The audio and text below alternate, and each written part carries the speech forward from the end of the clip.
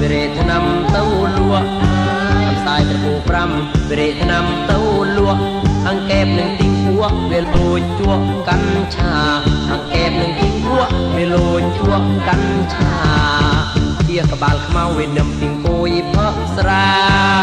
ជាក្បាលខ្មៅវានឹមពីងគួយផឹកស្រារវងមិនដេញភាសាវិជាមណាយតោះអេ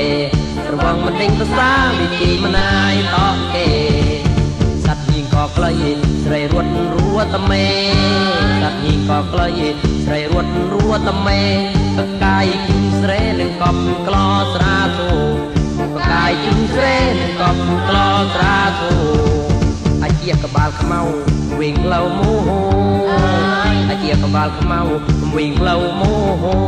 រត់ចូលស្រាធូក៏មុខក្បាលស្រោម៉ាមរត់ចូលក្នុងស្រាធូក៏មុខក្បាលស្រោម៉ាម